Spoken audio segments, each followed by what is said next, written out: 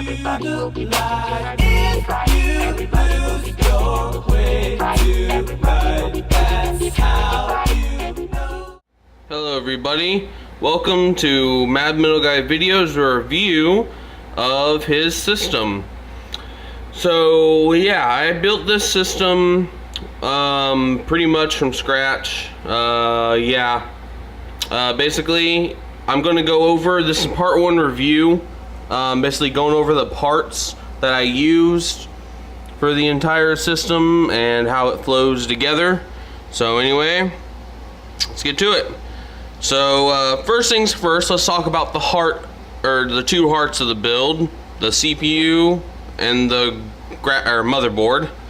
So for the motherboard, I have an Asus M5 A97 revision 2.0 motherboard. It's a very nice motherboard with AM3 plus socket, supports the 8350, which is the CPU that I have at 4 gigahertz using the stock cooler. It's really nice. I have 8 gigabytes of DDR3 1600 megahertz RAM.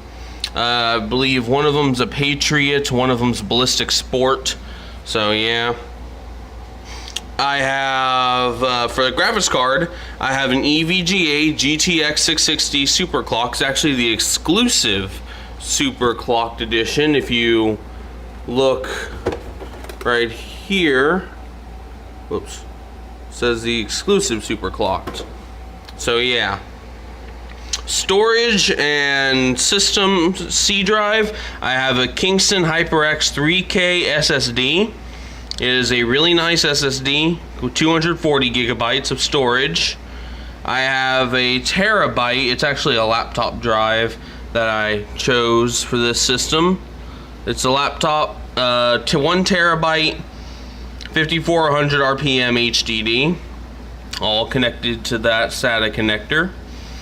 And then power supply, I have the Corsair CX600M. This is a semi-modular power supply, 600 watt, 80 plus bronze power supply. It's semi-modular, so you can see those connectors can be disconnected.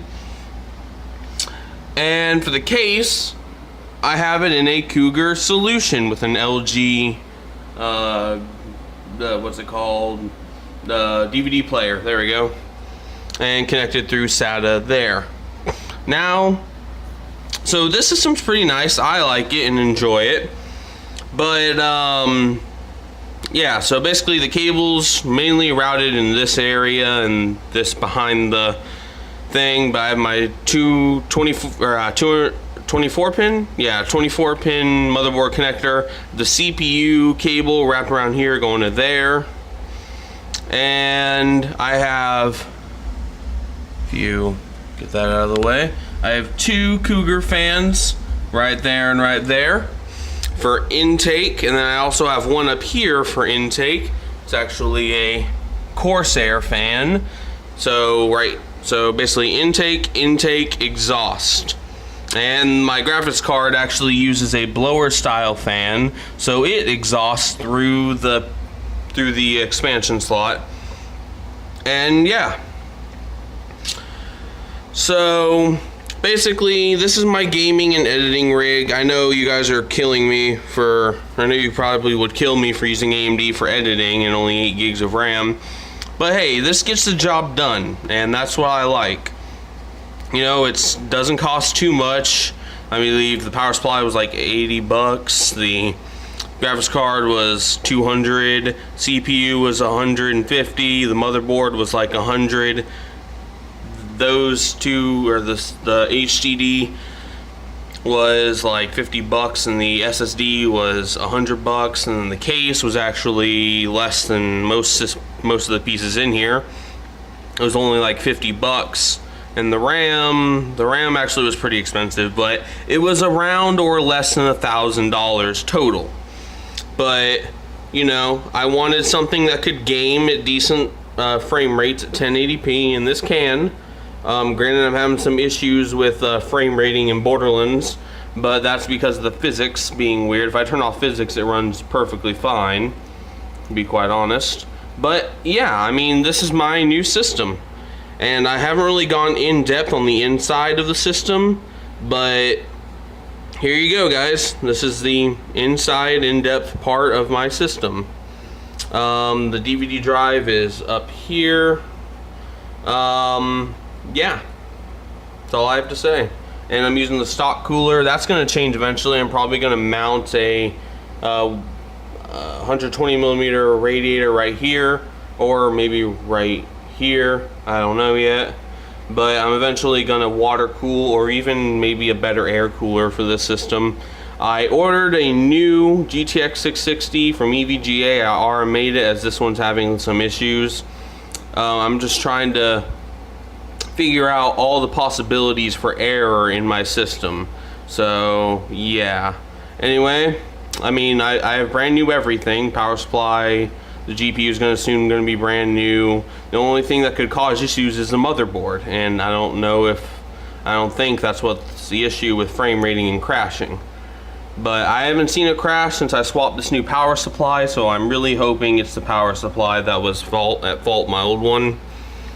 And, oh yeah, and to increase airflow, I moved both of the hard drives and SSD down to the very bottom so that these fans can have clear airflow to the system. I did that because I noticed how my graphics card would never get to, like, it would always be in the 40s when these, because I had this one like all the way up to here, and then I had this one like right here. So the heat from the SSD and CPU, or not CPU, HDD were actually, you know, it wasn't getting cool enough airflow.